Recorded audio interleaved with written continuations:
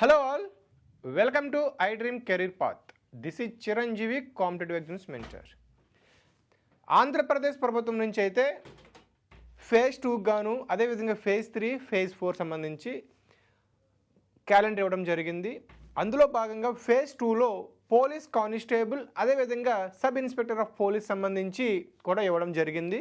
మరి ఈ వీడియోలో మనం అసలు పోలీస్ కానిస్టేబుల్ సంబంధించి సిలబస్ ఏంటి, ఎగ్జామ్ ప్యాటర్న్ ఏ విధంగా ఉంటుంది, అదేవిధంగా ఫిజికల్ మెజర్మెంట్స్ ఏంటి, శారీరక ప్రమాణాలు ఏంటి, అంటే ఫిజికల్ స్టాండర్డ్స్ ఏంటి, మెజర్మెంట్స్ ఏంటి, అదేవిధంగా డీటెయిల్ సిలబస్ ఏ టాపిక్స్ చదవాలనేది కూడా ఈ వీడియోలో చూద్దాం. సో ముందుగా చూసుకున్నట్లయితే మీకు ఫేజ్ 2లో భాగంగా దాదాపు పోలీస్ కానిస్టేబుల్ అదేవిధంగా సబ్ ఇన్స్పెక్టర్ పోలీస్ సంబంధించి అయితే మీకు 1500 వేకెన్సీస్ అయితే అందుబాటులో ఉన్నాయండి. కాబట్టి మీరు ప్రిపరేషన్ స్టార్ట్ చేసే ముందు మీరు పోలీస్ కానిస్టేబుల్కైనా సబ్ ఇన్స్పెక్టర్ ఆఫ్ పోలీస్కైనా సరే ఫస్ట్ ఎగ్జామ్ ప్యాటర్న్ తెలుసుకోవాలి, అదేవిధంగా సిలబస్ కూడా తెలుసుకొని ఉండాలి. ఎందుకంటే మీకు సిలబస్ ఏముందో తెలిస్తే ఏం చదవాలో అర్థమవుతుంది, ఏం చదవాలో తెలిస్తే ఎలా చదవాలో తెలుస్తుంది, ఎలా చదవాలో తెలియాలంటే మీకు ఓవరాల్గా బేసిక్ అయితే రావాలి. సో ఈ వీడియోలో నేను మీకు సిలబస్తో పాటు ఏ టాపిక్స్ ఎక్కువ చదవాలో కూడా చెప్తా. కాబట్టి లాస్ట్ వరకు వీడియో చూసినట్లయితే మీకు చాలా హెల్ప్ అవుతుంది. ఇక ఏమాత్రం ఆలస్యం చేయకుండా వీడియోలోకి మనం వెళ్ళిపోదాం. సో ముందుగా చూసుకున్నట్లయితే ఎడ్యుకేషనల్ క్వాలిఫికేషన్ విద్యా అర్హతలు ఏంటంటే పోస్ట్ కోడ్ ఏదైతే 21 ఉందో నోటిఫికేషన్లో ఇది గతంలో 2022లో నోటిఫికేషన్ అండి. ఇది నేను దాన్ని బేస్ చేసుకొని చెప్పడం జరుగుతుంది, సిలబస్ అదేవిధంగా రిమైనింగ్ వివరాలు అనేవి. సో 23 ఏపీఎస్పీ పోస్టులకి అయితే మినిమం ఇంటర్మీడియట్ అయితే క్వాలిఫికేషన్ అయితే ఉండాలండి, మినిమం. ఓకే, ఇక ఎవరైతే ఎస్టీ అదేవిధంగా ఎస్సీ అభ్యర్థులు ఉంటారో వీళ్ళకు 10th క్లాస్ అయితే మినిమం పాస్ అయి ఉండాలండి. అయితే వీళ్ళు తప్పనిసరిగా చూడండి should have studied intermediate and appeared for the intermediate examination of first year are second year. అంటే 10th క్లాస్ పాస్ అయి ఉండాలి. సెకండ్ ఇయర్లో మీరు ఫస్ట్ ఇయర్ కానీ సెకండ్ ఇయర్ కానీ మీరు అపియర్ రాసి ఉండాలి. ఇది క్లియర్గా మెన్షన్ చేయడం జరిగింది 2022 నోటిఫికేషన్లో. ఇది మీకు మినిమం క్వాలిఫికేషన్ అన్నమాట. ఇక నెక్స్ట్ మీరు చూసుకోవాల్సిన విషయం ఏంటంటే సిలబస్ విషయానికి వస్తే కనుక మీకు ప్రిలిమ్స్ మెయిన్స్ ఉంటుంది కదా. సో ఇక్కడ ప్రిలిమ్స్కి మీకైతే ఒకే పేపర్ ఉంటుంది, 200 ఆబ్జెక్టివ్ క్వశ్చన్స్ అయితే ఉంటాయి. అంటే ఎంసీక్యూస్ రూపంలో అయితే మీకు ప్రశ్నలు అడగడం జరుగుతుంది. 3 గంటలు మీకు అయితే ఎగ్జామ్ ఉంటుంది, 3 అవర్స్ ఎగ్జామ్ ఉంటుంది.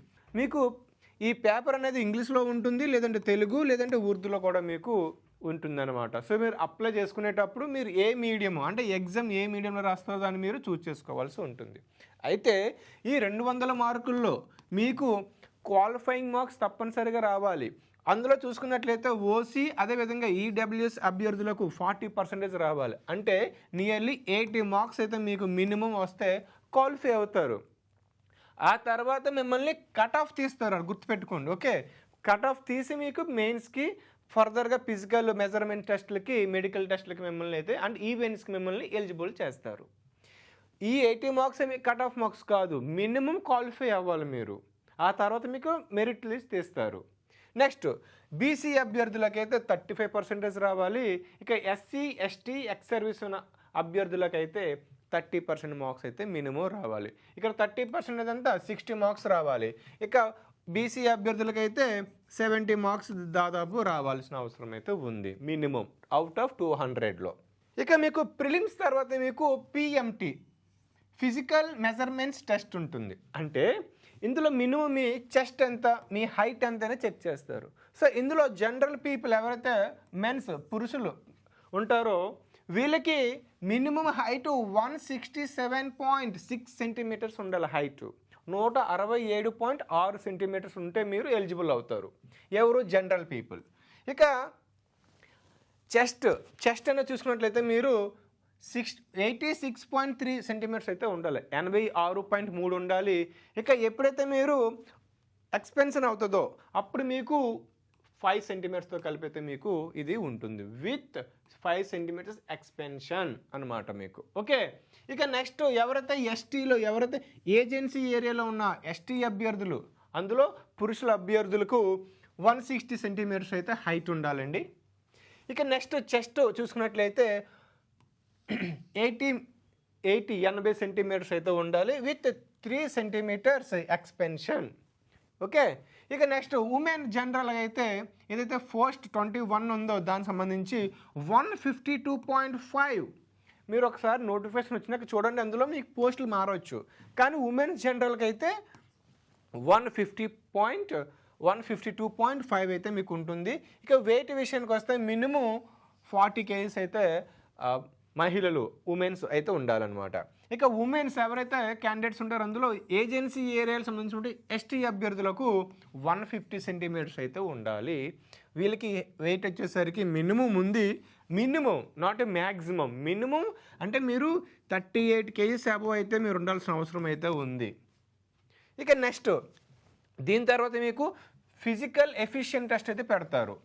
ఫిజికల్ మెజర్మెంట్ చేస్తారు. ఫస్ట్ మీకు హైట్ ఉందా, మీ వెయిట్ ఉందా, అదేవిధంగా మీ చెస్ట్ ఎంత ఉంది, ఇవి చెక్ చేసిన తర్వాత ఓకే మీకు అన్నీ ఉన్న ఎలిజిబిలిటీ అంటే అప్పుడు మీకు ఈవెంట్స్ కండక్ట్ చేస్తారు. ప్రిలిమ్స్ అయిపోయిన తర్వాత ఫిజికల్ మెజర్మెంట్ టెస్ట్, దీని తర్వాత ఫిజికల్ ఎఫిషియన్సీ టెస్ట్ అంటే ఈవెంట్స్ కండక్ట్ చేయడం జరుగుతుంది. ఈ విషయం మీరు గుర్తుపెట్టుకోవాలి. ఓకే, ఇక పోస్ట్ కోడ్ 21 అంటే సివిల్ మెన్ అండ్ ఉమెన్ సంబంధించి మీరు క్వాలిఫైయింగ్ నేచర్, మీకు ఇది ఏదైతే మీకు ఉందో ఈవెంట్స్ అంటే qualifying nature, must qualify in 1600 metres run. Okay, అంటే మీరు రన్నింగ్లో మీరు 1600 మీటర్స్ కండక్ట్ చేస్తారు, అందులో మీరు క్వాలిఫై అవ్వాలి. సో ఇందులో మీకు 2 ఈవెంట్స్ అయితే మీకు కండక్ట్ చేయడం జరుగుతుంది. ఇది మీరు తెలుసుకోవాల్సింది. ఇక ఈవెంట్స్ ఏముంటాయంటే మీకు 1600 మీటర్స్ రన్నింగ్ ఉంటుంది, అదేవిధంగా 100 మీటర్ల రన్నింగ్, లాంగ్ జంప్ ఉంటుంది. అంటే 100 మీటర్స్ 1600 మీటర్స్ ఉంటుంది. ఇక 1600 మీటర్స్ అయితే మీరు జనరల్ పీపుల్ ఎవరైతే జనరల్ అభ్యర్థులు ఉంటారో వాళ్ళు 8 నిమిషాల్లో కవర్ చేస్తే, ఎక్స్ సర్వీస్ మెన్ వాళ్ళకి 9 minutes 30 secondsలోనే మీరు పూర్తి చేయాలి. ఇక ఉమెన్స్ అయితే 10 minutes 30 secondsలో మీరు 1600 మీటర్లు మీరు కంప్లీట్ చేయాలి విత్ ఇన్ టైంలోనే. ఈవెన్ 1 second లేట్ అయినా సరే మిమ్మల్ని రిజెక్ట్ చేసేస్తారు. కాబట్టి మీరు రన్నింగ్ చాలా ప్రాక్టీస్ చేయాల్సి ఉంటుంది. నెక్స్ట్ 100 మీటర్స్ రన్నింగ్లో మీరు ఎవరైతే జనరల్ అభ్యర్థులు ఉంటారో 15 secondsలో కవర్ చేస్తే, ఉమెన్స్ అభ్యర్థులు 18 secondsలో 18 నిమిషాల్లో కంప్లీట్ చేయాలి. ఇక ఎక్స్ సర్వీస్ మెన్ అభ్యర్థులు అయితే 16.5 సెకండ్లు అయితే మీరు పూర్తి చేయాలి. ఇక లాంగ్ జంప్ విషయానికి వచ్చినట్లయితే 3.80 మీటర్స్ జనరల్ అభ్యర్థులకు ఉంటే, ఉమెన్స్ అభ్యర్థులకు 2.75 మీటర్స్ ఉంటుంది. ఇక ఎక్స్ సర్వీస్ మెన్ అభ్యర్థులకు అయితే 3.65 మీటర్స్ అయితే లాంగ్ జంప్ మీరు చేయవలసి ఉంటుంది. మీరు ఈ విధంగా ఈవెంట్స్ ఉంటాయి. నెక్స్ట్ ఇంకైతే పోస్ట్ కోడ్ 23 ఏదైతుందో ఏపీఎస్పీ మెన్స్కి అయితే మస్ట్ ఇది క్వాలిఫై, ఆల్ 3 ఈవెంట్స్లో మీరు క్వాలిఫై అవ్వాలి. మీరు ఇందులో ఏ ఒక్క ఈవెంట్ ఫెయిల్ అయినా సరే మిమ్మల్ని రిజెక్ట్ చేస్తారు. ఓకే, ఇక్కడ మీకు మార్క్స్ ఉంటాయి. ఈ పోస్ట్కి అయితే మీకు 100 మార్క్స్ అయితే క్యారీ ఫార్వర్డ్ మీకు ఉంటుంది మెరిట్ లిస్ట్కి. కానీ ఇక్కడ ఈ ఏదైతే పోస్ట్ కోడ్ 21 ఉందో సివిల్ వాళ్ళకి అయితే ఇది ఇందులో మీకు ఎటువంటి మార్క్స్ అయితే ఉండవు, జస్ట్ క్వాలిఫైయింగ్ నేచర్ మాత్రమే. సేమ్ ఇందులో కూడా 1600 మీటర్లు, 100 మీటర్లు లాంగ్ జంప్ అయితే ఉంటుంది. సేమ్ ఇక్కడలాగా ఇక్కడ కూడా ఉంటుంది చూడండి. 1600 మీటర్లని 8 నిమిషాల్లో జనరల్ అభ్యర్థులు కవర్ చేయాలి. అదేవిధంగా 100 మీటర్స్ని అయితే 15 సెకండ్లోను, లాంగ్ జంప్ అయితే 3.80 మీటర్స్ అయితే కవర్ చేయాల్సి ఉంటుంది. ఇక మ్యాక్సిమం మార్క్స్ మీకు అయితే 40, 30, 30 అయితే మీకు ఉంటున్నాయి. అంటే 3 ఈవెంట్స్ మీకు 100 మార్కులు కలుపుకుంటే మీకు ఈచ్ ఈవెంట్కి మీకైతే 40, 30, 30 ఉంటున్నాయి. ఇక ఎక్స్ సర్వీస్ మెన్ అభ్యర్థులకు అయితే 9 minutes 30 secondsలో 1600 మీటర్లు పరిగెత్తాలి. అదేవిధంగా 16.5 secondsలో 100 మీటర్లు కంప్లీట్ చేయాలి. 3.65 మీటర్స్లో లాంగ్ జంప్ అయితే మీరు చేయవలసిన అవసరం అయితే ఉందన్నమాట. సో ఈ ఈవెంట్లో మీరు క్వాలిఫై అవ్వాలి. ఇక ఎవరైతే ఫిజికల్ ఎఫిషియన్సీ టెస్ట్ క్వాలిఫై అవుతారో వాళ్ళకి మెరిట్ లిస్ట్ అంటే ఫైనల్ ఎగ్జామ్ పెడతారు. ఫైనల్ రిటన్ ఎగ్జామినేషన్ అనేది కండక్ట్ చేయడం జరుగుతుంది. ఇది ఒక్క పేపర్ అయితే ఉంటుంది, మీకు 200 ఆబ్జెక్టివ్ క్వశ్చన్స్ అయితే వస్తున్నాయి. 3 hours అయితే టైం ఉంటుంది, సేమ్ ప్రిలిమ్స్ లాగే ఉంటుంది. అయితే ఇక్కడ మీకు చూడండి, ఫర్ పోస్ట్ ఏదైతే 21 సివిల్ ఉందో దీనికి మాత్రం మ్యాక్సిమం మార్క్స్ 200 మార్క్స్ ఉంటాయి. ఇక ఏదైతే పోస్ట్ కోడ్ 23 ఉందో దీనికైతే మ్యాక్సిమం మార్క్స్ 100 మార్క్స్ అయితే ఉంటుందన్నమాట. ఇక్కడ కూడా సేమ్ క్వాలిఫైయింగ్ మార్క్స్ ఉంటుంది, సేమ్ ప్రిలిమ్స్లో ఉన్నట్టుగానే ఇక్కడ ఓసీ ఈడబ్ల్యూఎస్ అభ్యర్థులకు 40%, బీసీ అభ్యర్థులకు 35%, ఎస్సీ ఎస్టీ అభ్యర్థులకు అదేవిధంగా ఎక్స్ సర్వీస్ మెన్ అభ్యర్థులకు అయితే 30% అయితే ఉంటుంది. మరి ఇప్పుడు మీకు సిలబస్ విషయానికి వచ్చినట్లయితే మీకు కామన్గా ప్రిలిమ్స్కి మెయిన్స్కి కామన్ సిలబస్ చూడండి. ఇక్కడ మీరు కామన్గా ప్రిపేర్ అయినట్లయితే మీకు చాలా హెల్ప్ అవుతుంది. అందులో ముఖ్యంగా ఇక్కడ ప్రిలిమ్స్కి అదేవిధంగా మెయిన్స్కి కామన్ సిలబస్ అయితే చూద్దాం. ఫస్ట్ మీకు ఏదైతే ఇది ఆబ్జెక్ట్ టైప్లో ఉంటుంది కాబట్టి ఇంగ్లీష్ అనేది మీకు ఇంగ్లీష్ కూడా మీకు రావడం జరుగుతుంది. అదేవిధంగా arithmetic, next reasoning, general science, history of India, Indian culture, Indian national movement. చూడండి, ఇండియన్ నేషనల్ మూమెంట్, భారత జాతీయ ఉద్యమం క్లియర్గా మెన్షన్ చేశారు కాబట్టి దీని మీద ఫోకస్ చేయవలసి ఉంటుంది. Next Indian Geography, polity, economy, దాంతోపాటు కరెంట్ అఫైర్స్ కూడా మనకి సిలబస్ అయితే కామన్ సిలబస్ నేను ఇక్కడ చెప్పడం జరిగింది. కామన్ సిలబస్ అయితే ఉందండి ఇక్కడ. ఓకేనా? సో ఇక్కడ చూసినట్లయితే ఇంగ్లీష్ విషయానికి వస్తే ఇంగ్లీష్లో మనకి ఏముంటుంది? రీడింగ్ కాంప్రహెన్షన్ అంటే పారాగ్రాఫ్స్ ఇస్తారు, దానికి క్వశ్చన్స్ ఇస్తారు, ఆన్సర్ చేయవలసి ఉంటుంది. నెక్స్ట్ వొకాబులరీ మీకు ఏముంది? సినోనిమ్స్, యాంటోనిమ్స్, ఇడియోమ్స్, అదేవిధంగా ప్రెసెస్ అయితే మీకు ఉంటాయి అన్నమాట. అంటే తెలుగులో జాతీయాలు అంటారు కదా, జాతీయాలు, అదేవిధంగా సమానార్థాలు, వ్యతిరేక పదార్థాలు అటువంటి అన్నమాట. ఓకే. నెక్స్ట్ గ్రామర్ ఎక్స్ప్రెస్లో మీకు ఏముంటుందో tenses, prepositions, articles, active passive voice అయితే మీకు గ్రామర్ ఉంటుంది. అదేవిధంగా filling the blanks and error spotting, అదేవిధంగా report writing, next letter writing, paragraph writing ఉంటుంది, షార్ట్ ఎస్సే రైటింగ్ ఉంటుంది, ట్రాన్స్లేషన్ స్కిల్స్ అంటే తెలుగు నుంచి ఇంగ్లీష్కి, ఇంగ్లీష్ నుంచి తెలుగు అయితే మీకు ట్రాన్స్లేట్ చేయవలసి ఉంటుంది. సో ఈ విధంగా ఇంగ్లీష్లోని మీకు ఈ టాపిక్స్ కవర్ అవుతాయి అన్నమాట. సో మీరు దీని మీద ఫోకస్ చేయవలసిన అవసరం అయితే ఉంది. ఇందులో మీరు ఈ 6 టాపిక్స్ కూడా మీరు చదవండి. ఇక చదవడం వల్ల ఏమవుతుందని మీకు మంచి స్కోర్ అంటే 200 మార్క్స్లో మీకు దాదాపు ఒక 30 to 40 అయితే మీకు మార్క్స్ దీని నుంచే మీకు ఎక్కువ ఉంటుందన్నమాట. నెక్స్ట్ అర్థమెటిక్ రీజనింగ్లో మీకు 10th క్లాస్లో ఉంటుంది. కాకపోతే ఇక్కడ లెవెల్తో పని లేదు. మీరు ఏదైనా కోచింగ్ సెంటర్లో వెళ్ళినా పర్వాలేదు, ఏదైనా మెటీరియల్ ప్రిపేర్ అవుతున్నా ఓకే. ఇక్కడ సిలబస్ చూసుకున్నట్లయితే బేసిక్ అర్థమెటిక్ అనగానే బేసిక్ మీరు నంబర్ సిస్టమ్ మీద ఫోకస్ చేయాలండి. ఓకే, నంబర్ సిస్టమ్ సంఖ్యా వ్యవస్థ మీద ఫోకస్ చేయాలి. Next simple interest and compound interest, ఇది కూడా బేసిక్ మీద మీరు ఫోకస్ చేయాలి. నెక్స్ట్ రేషియో అండ్ ప్రపోర్షన్, దీంతోపాటు మీరు సింప్లిఫికేషన్స్ అంటారు, సింప్లిఫికేషన్స్ మీద ఫోకస్ చేయండి. అంటే ఎక్కువ క్యాలిక్యులేషన్స్ రావాలి. ఈ క్యాలిక్యులేషన్ ఎలా ఉంటాయంటే for suppose x+2 = y+2. So ఎలాగేస్తారు? ఇక్కడ మీరు y value x value find out చేయమంటారు, సింప్లిఫై చేయాలి. లేదంటే సమ్ ప్రాబ్లం ఇస్తే దాన్ని సింప్లిఫై చేయాలి, డివిజన్స్లో ఇస్తారు. ఓకే, ఈ విధంగా సింప్లిఫికేషన్స్ అంటే మీకు ఈజ్ నథింగ్ బట్ మీకు డివిజన్స్, మల్టిప్లికేషన్స్, ఎడిషన్స్, సబ్ట్రాక్షన్స్ అన్నీ కలిపి ప్రాబ్లమ్స్ వస్తుంటాయి. ఇవి మీరు బేసిక్స్ నేర్చుకోవాలి. దీంతోపాటు యావరేజ్, సరాసరులు, తెలుగులో సరాసరులు అంటారు. సో అదేవిధంగా పర్సంటేజెస్, శాతములు. నెక్స్ట్ ప్రాఫిట్ అండ్ లాస్, నష్టాలు లాభాలు. నెక్స్ట్ టైమ్ అండ్ వర్క్, కాలము పని. Next time and work and wages, వేతనాలు పని. నెక్స్ట్ టైమ్ అండ్ డిస్టెన్స్, సమయము దూరాలు. Next clocks and calendars, mensuration. So ఈ టాపిక్స్ మీద ఎక్కువ కాన్సన్ట్రేషన్ చేయాల్సిన అవసరం ఎంతైనా ఉంది.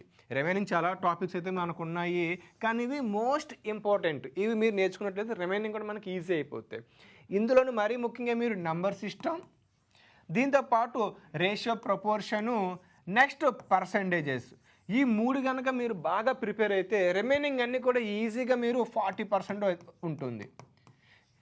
అర్థమెటిక్లో అయితే 60% అనేది మీరు ఈ 3 topics number system, percentages, ratio, proportion, ఈ 3 మీద బాగా మీరు బేసిక్ నుంచి కూడా మీరు మంచి హై లెవెల్ ప్రిపేర్ అయితే చాలా ఈజీ అయిపోతుంది.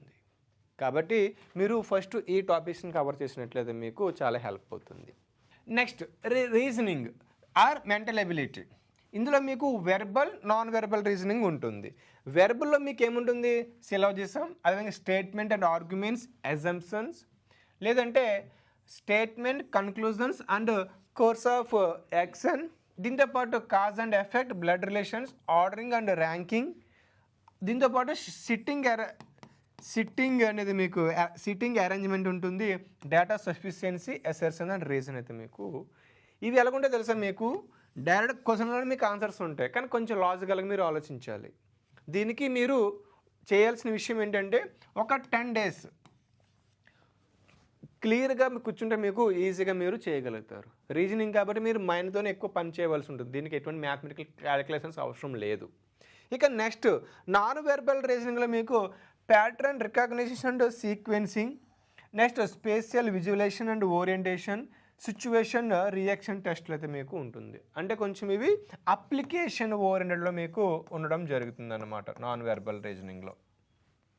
సో మీరు ఓవరాల్గా వెర్బల్ నాన్ వెర్బల్ రీజనింగ్లో ఇంకా రిమైనింగ్ టాపిక్స్ ఉన్నాయి, పజిల్స్ ఉంటాయి, డిఫరెంట్ టాపిక్స్ చాలా ఉన్నాయి రీజనింగ్లో, కానీ ఇవి హైలీ వెయిటేజ్ ఉన్న టాపిక్స్ అనమాట. కాబట్టి మీరు ఈ టాపిక్స్ మీద ఫోకస్ చేయండి. దీంతోపాటు కోడింగ్, డీకోడింగ్ ఉంటాయి, అదేవిధంగా నెంబర్ ఎనాలజీ, నెంబర్ క్లాసిఫికేషన్, అదేవిధంగా alphabetic classification, next mirror images, water images, ఇలా మల్టిపుల్ టాపిక్స్ అయితే మనకు ఉన్నాయి.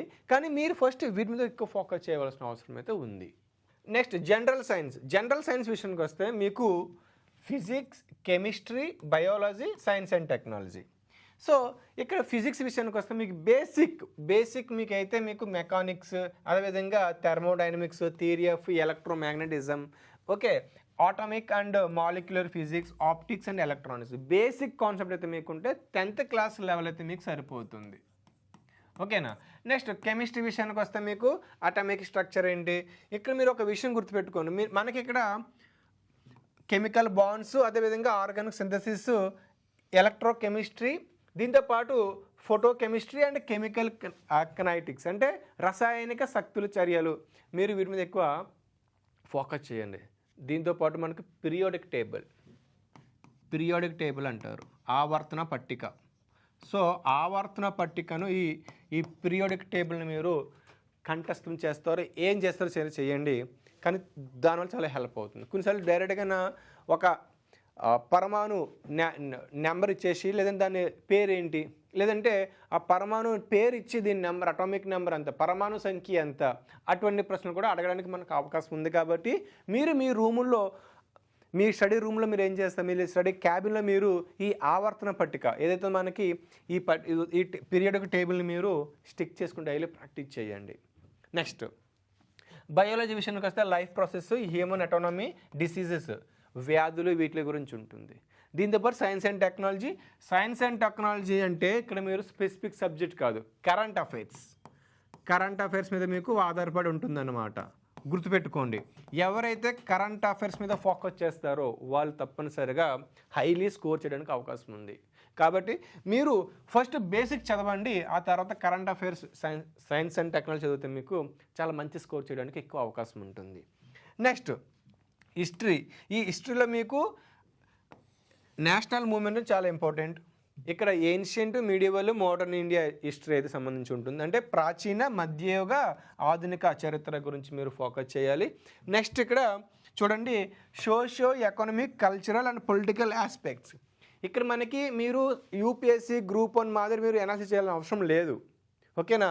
మీరు స్పెసిఫిక్గా ఒక శాతవాహనులు ఉందనుకోండి, లేదంటే ఫర్ సపోజ్ వేదకాలం ఉంది అంటే వేదిక్ పీరియడ్ ఉంది, ఈ వేదిక్ పీరియడ్లో సామాజిక వ్యవస్థ ఎలా ఉంది, అందులో కీవర్డ్స్ ఉంటాయి, ఆ కీవర్డ్స్ మీరు చదివితే సరిపోతుంది. ఓకేనా. Next Indian national movement. చూడండి, ఇక్కడ మీరు ఇందులో కూడా మీరు కీలకమైన వ్యక్తుల గురించి మీరు ఫోకస్ చేయాలి. అదేవిధంగా కీలకమైన ప్రదేశాలు, వీటి మీద ఎక్కువ ఫోకస్ చేస్తాం. మీకు అది కీలకమైన సంఘటనలు ఏమైనా ఈవెంట్ జరుగుతుంటాయి, అంటే యుద్ధాలు, లేదంటే ఇంకేమైనా సమావేశాలు జరిగాయా, సో ఇటువంటివి. దీంతో పాటు మనకి ఇండియన్ నేషనల్ మూవ్మెంట్ సంబంధించి ఎవరెవరు ఈ వ్యక్తులు ఉన్నారో, ఓకే, ప్రముఖులు, వీటి గురించి మీరు ఎక్కువ ఫోకస్ చేయండి. సో ఈ విధంగా మీరు ఫోకస్ చేసినట్లయితే మీరు ఎక్కువ స్కోర్ చేయడానికి అవకాశం ఉంటుందన్నమాట. అయితే ఇక్కడ మీరు ఏపీ మీద చూడండి, ఏపీ మీద మీరు ఎక్కువ ఫోకస్ చేయాలి. ఆంధ్రప్రదేశ్ చరిత్ర, కల్చర్ మీద మీరు ఎక్కువ ఫోకస్ చేయాలి. ఓకేనా. దీనికి సంబంధించి మీరు వీలైతే ఎప్పటి నుంచే ఏపీకి సంబంధించిన అకాడమీ తెలుగు అకాడమీ బుక్ చదవండి ఫస్ట్. డైరెక్ట్గా మీరు ఏదో ఒక రెడీమేడ్ నోట్స్ కాకుండా తెలుగు అకాడమీకి సంబంధించి తెలుగు మీడియంలో బుక్స్ ఉంటాయి కదా, ఇంగ్లీష్ మీడియం కూడా బుక్స్ ఉన్నాయి. ఓకే, ఆ తెలుగు అకాడమీ బుక్స్ తీసుకొని ఫస్ట్ చదవండి స్టోరీ లాగా. అప్పుడు మీకు ఈజీగా అర్థమవుతుంది. ఆ తర్వాత మీరు రెడీమేడ్ మెటీరియల్కి వెళ్ళినా సరే మీరు ఈజీగా గుర్తు పెట్టుకోవడానికి మీకు ఎక్కువ అవకాశం ఉంటుంది. Next Indian Geography, polity and economy. ఇందులో మీకు ఫిజికల్ జియోగ్రఫీ, న్యాచురల్ రిసోర్సెస్ సహజ వనరులు, climate and specific focus on Geography of Andhra Pradesh. మీరు ఏపీ హిస్టరీతో పాటు ఏపీ జియోగ్రఫీ మీద ఎక్కువ ఫోకస్ చేయాలి. సో ఏపీ జియోగ్రఫీ సంబంధించి మీకు తెలుగు అకాడమీ బుక్ ఉంది. అందులో మీకు కొన్ని డేటా ఓల్డ్ డేటా ఉంది. ఆ డేటాను మీరు అప్డేట్ చేసుకోవాలి. అంటే మనకి ఇప్పుడు 13 జిల్లాలు కాస్త మనకి జిల్లాలు బైఫ్రికేషన్ అయ్యాయి. సో ఆ కొత్త జిల్లాల జాబితా మీ దగ్గర ఉండాలి. అర్థమవుతుందా? అదే రెవెన్యూ మండలాలు ఎన్ని ఉన్నాయి, ఇటువంటి ప్రశ్నలు రావడానికి ఎక్కువ అవకాశం ఉంటుంది. లేదంటే సరిహద్దులు, ఈ జిల్లా సరిహద్దులు ఏంటి, లేదా అతిపెద్ద జిల్లా ఏంటి, అతి చిన్న జిల్లా ఏంటి, లేదంటే వైశాల్యం పరంగా అతిపెద్దది ఏంటి, చిన్నది ఏంటి, లేదంటే జనాభా పరంగా ఏది పెద్దది ఏది చిన్నది. అదే సహజ వనరులు అన్నారు కాబట్టి ఏ జిల్లాలో ఎక్కువ వనరులు ఉన్నాయి, లేదా ఖనిజ వనరులు ఉన్నాయి, ఎటువంటి వనరులు ఉన్నాయి, ఇటువంటి డేటా మీరు ఎక్కువ చదవాల్సిన అవసరం అయితే ఉంటుంది. ఎందుకంటే ప్రశ్నలు అనేవి డైరెక్ట్గా ఆ విధంగా అడగడానికి ఎక్కువ అవకాశం ఉంటుంది. కాబట్టి మీరు నెగ్లెక్ట్ చేయకుండా ఎక్కువ ఫోకస్ చేయాలి. నెక్స్ట్ పాలిటీ, మీకు తెలిసిందే గవర్నెన్స్లో, అదేవిధంగా పొలిటికల్ సిస్టము, పంచాయతీరాజ్ సిస్టము ఇవి ఉంటాయి కదా. ఇందులో మీరు స్కీమ్స్, పథకాలు, రాష్ట్ర పథకాలు అవ్వచ్చు, కేంద్ర ప్రభుత్వ పథకాలు అవ్వచ్చు, అదేవిధంగా వీటితో పాటు ఏదైనా కార్యక్రమాలు ఇనిషియేటివ్ తీసుకొచ్చారా. For suppose MG NREGA scheme ఉందండి. ఈ ఎంజీ నరేగా స్కీమ్ పేరు మార్చారు. ఏమని మార్చారు అటువంటి అడగడం జరుగుతుంది. ఈ ఎంజీ నరేగా 2005లో వస్తే రీసెంట్గా వచ్చిన కొత్త పథకం పేరు, ఉపాధి హామీ పథకం పేరు మార్చారు. ఎప్పుడు మార్చారు, దీని తేడా ఏంటి, ఎన్ని రోజులు పని దినాలని మార్చారు. అంటే ఇటువంటి ప్రశ్నలు అడగడానికి అవకాశం ఉంటుంది. నెక్స్ట్ ఇండియన్ కాన్స్టిట్యూషన్ చూసుకున్నట్లయితే ఆర్టికల్స్ మీద, డిపిఎస్పీస్ మీద, ఇటీవల సుప్రీంకోర్టు ఇచ్చిన వెడిక్ట్స్, తీర్పుల మీద ఎక్కువ ఫోకస్ చేయాలి. రీసెంట్గా right to walk on road అనేది కూడా, రైట్ టు వాక్ అనేది కూడా ఒక ఫండమెంటల్ రైట్గా సుప్రీంకోర్టు వెడిక్ట్ ఇచ్చింది. అంటే నడిచే హక్కు కూడా ప్రాథమిక హక్కు అని చెప్పడం జరిగింది సుప్రీంకోర్టు. సో ఇటువంటి హక్కుల గురించి మీరు కూడా ఐడియా ఉండాలన్నమాట. ఎవరైతే కరెంట్ అఫైర్స్ని రెగ్యులర్గా ఫాలో అవుతారో వాళ్ళకి చాలా మంచి స్కోర్ చేయడానికి ఎక్కువ అవకాశం ఉంటుంది. కాబట్టి మీరు ఈ విధంగా చూడాలన్నమాట. పంచాయతీరాజ్ సిస్టమ్, పంచాయతీరాజ్ వ్యవస్థ ఏ విధంగా ఏర్పడింది, ఏ ఆర్టికల్ చెప్తున్నాయి, ఏ షెడ్యూల్స్ చెప్తున్నాయి, ఇవి కూడా మీరు ఎక్కువ కీ డేటా మీరు గుర్తుపెట్టుకోవాలి. నెక్స్ట్ దీంతో పాటు నెక్స్ట్ ఎకానమీ. సో ఎకానమీలో మీరు ప్లానింగ్ ఎకానమీ, రూరల్ డెవలప్మెంట్ ఇవి చదవాలి. ఓకేనా. Next current affairs. కరెంట్ అఫైర్స్లో మీకు నేషనల్, ఇంటర్నేషనల్, అదేవిధంగా స్టేట్ స్పెసిఫిక్గా మీరు చదవాల్సిన అవసరం ఉంది. చాలామంది అభ్యర్థులు అడుగుతున్నారు, సార్ కరెంట్ అఫైర్స్లో స్టేట్ కావాలని చెప్పి. సో నోటిఫికేషన్ వెళ్ళబడుతున్నాయి కాబట్టి నేను డెఫినెట్లుగా ఏపీ ప్రభుత్వం సంబంధించిన కరెంట్ అఫైర్స్ నేను తప్పనిసరిగా చేస్తానండి. ఎందుకంటే గ్రూప్ 1 ఉంది, గ్రూప్ 2, ఏఎస్ఓ, ఇలా చాలా నోటిఫికేషన్లు మనకి దగ్గర 10,060 పోస్టులు, మనకి దాదాపు 8,500 పోస్టులు ఉన్నాయి. కానీ ప్రజెంట్ నోటిఫికేషన్స్కి నేను వీటికి సంబంధించి కరెంట్ అఫైర్స్ని తప్పనిసరిగా చేస్తాను. కాబట్టి మీరు మన ఛానల్ని సబ్స్క్రైబ్ చేసుకున్నట్లయితేనే ఈ వీడియోస్ అప్డేట్స్ మీకు వస్తాయి. సో మీకు ఇంకేమైనా డౌట్స్ ఉన్నా సరే కింద కామెంట్ బాక్స్లో తెలియజేస్తే నేను రెస్పాండ్ అవుతాను. మీకు ఇంకా ఎటువంటి వీడియోలు కావాలి, కరెంట్ అఫైర్స్ సంబంధించి అవ్వచ్చు, ఇంకా మీకు ఎటువంటి వీడియోస్ కావాలో చెప్తే నేను వాటి మీద వర్కౌట్ చేసి చేయడానికి సిద్ధంగా ఉన్నా. సో వీడియో నచ్చినట్లయితే లైక్ చేసి షేర్ చేయండి, మన ఛానల్ని సబ్స్క్రైబ్ చేసుకోండి. Thank you all. And for more videos, please subscribe to iDream. Please subscribe to iDream. Please subscribe iDream. And please subscribe to iDream. For more videos, subscribe to iDream. Please like, share and subscribe to the channel. Congratulations, iDream. Subscribe to iDream. Subscribe to iDream. so subscribe to iDream Media. iDream ki iDream team andarki huge congratulations. Please subscribe iDream Media. Please subscribe to iDream. Subscribe iDream. Please subscribe to iDream. iDream అంటే నా కళల channel subscribe చేసుకున్న నోరు తిరుగుతలేదు, మీరైతే గంట గుర్తు కొట్టండి. For more such videos, please subscribe to iDream. Subscribe to iDream. Please subscribe to iDream. Please subscribe iDream Media. Please do subscribe to iDream. Please subscribe to iDream Media. For best entertainment and information, please subscribe iDream. And don't forget to subscribe to iDream.